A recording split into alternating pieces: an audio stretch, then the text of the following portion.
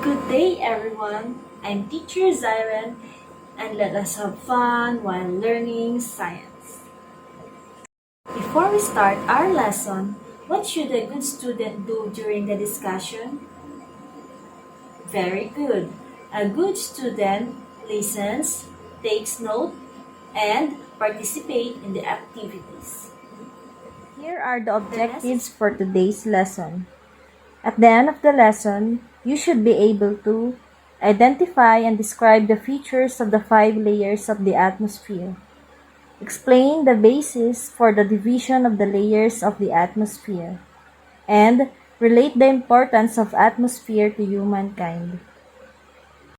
Before we start, let us have a short recap about the last topic we have discussed. We are going to have a short activity called Picture Reveal.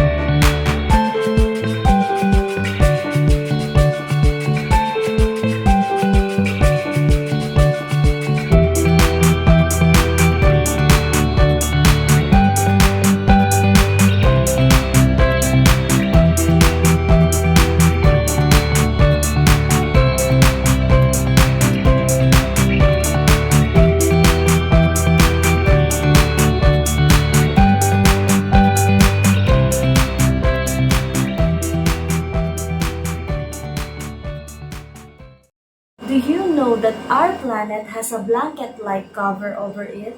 The blanket covers the entire planet with several layers of gases. It is mostly made up of 78% nitrogen, 21% oxygen, and there are also good amounts of argon, carbon dioxide, and water vapor. These layers are held in place by gravity. These layers do many different things to help living things on the surface of the Earth. Earth's atmosphere is a thin layer of gases, provides us with oxygen to breathe, shelters us from solar ultraviolet radiation, and warms Earth's surface by the greenhouse effect. The atmosphere can be divided into layers based on its temperature.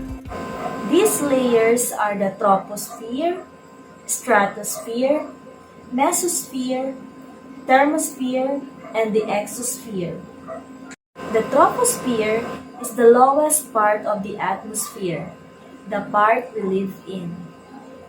It contains most of our weather, clouds, rain, or snow.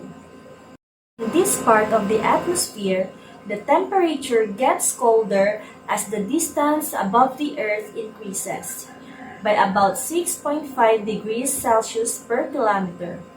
The actual change of temperature with height varies from day to day depending on the weather.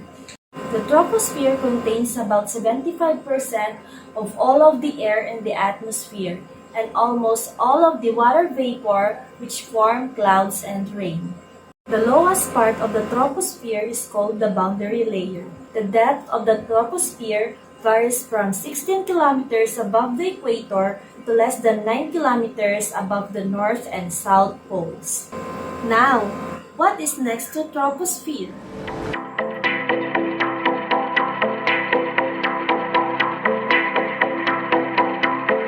You got it right. The next layer is stratosphere. The stratosphere is located between approximately 12 and 50 kilometers or 7.5 and 31 miles above Earth's surface.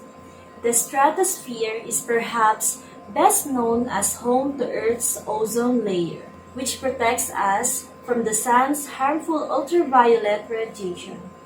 Because of the ultraviolet radiation, The higher up you go in the stratosphere, the warmer temperatures become. The stratosphere is nearly cloud and weather-free, but polar stratospheric clouds are sometimes present in its lowest, coldest altitudes. It's also the highest part of the atmosphere that the jet planes can reach. By absorbing dangerous ultraviolet radiation, the ozone in the stratosphere protects us from skin cancer and other health damage. However, chemicals like CFCs or the chlorofluorocarbons or freons and halogens, which were once used in refrigerators, spray cans, and fire extinguishers, have reduced the amount of ozone in the atmosphere, particularly at polar latitudes, leading to the so-called Antarctic ozone hole. Now, humans have stopped making most of the harmful CFC or chlorofluorocarbons. We expect the ozone hole will eventually recover over the 21st century, but this is a slow process. Now, what layer is next to stratosphere?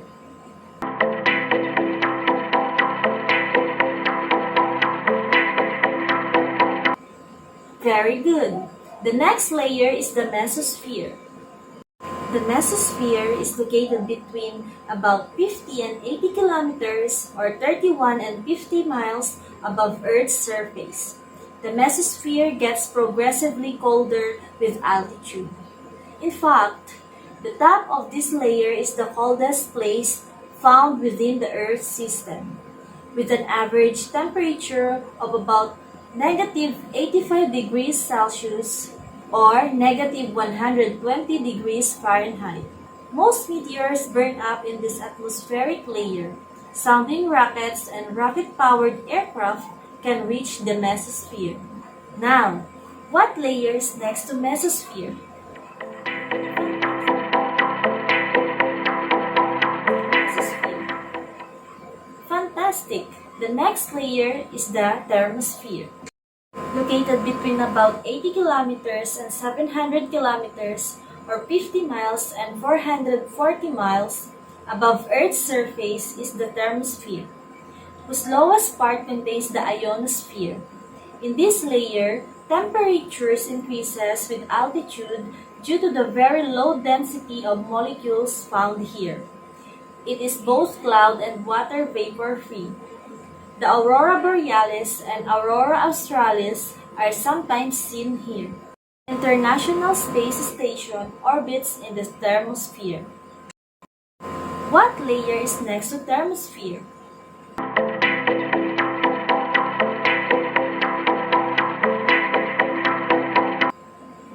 Very good. The last layer is the exosphere. Located between about 700 and 10,000 kilometers or 440 miles and 6,000 miles above Earth's surface, the exosphere is the highest layer of the Earth's atmosphere. Molecules found here are of extremely low density, so this layer doesn't behave like a gas, and particles here escape into space. While there's no weather at all in the exosphere, the aurora borealis and aurora australis are sometimes seen in its lowest part. Most Earth satellites orbit in the exosphere. What is the importance of Earth's atmosphere to life? The atmosphere is an important part of what makes Earth livable. It blocks some of the sun's dangerous rays from reaching Earth. It traps heat, making Earth a comfortable temperature. And the oxygen within our atmosphere is essential for life. How can you protect the atmosphere from deterioration? 2019 was the second warmest year on record and the end of the warmest decade, 2010 to 2019, ever recorded. Carbon dioxide levels and other greenhouse gases in the atmosphere rose to new records in 2019. Climate change is affecting every country on every continent. It is disrupting national economies and affecting lives. Weather patterns are changing, sea levels are rising, and weather events are becoming more extreme.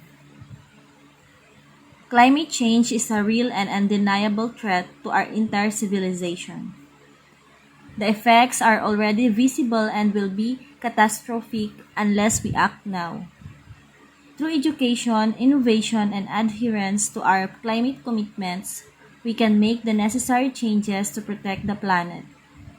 These changes also provide huge opportunities to modernize our infrastructure, which will create new jobs and promote greater prosperity across the globe.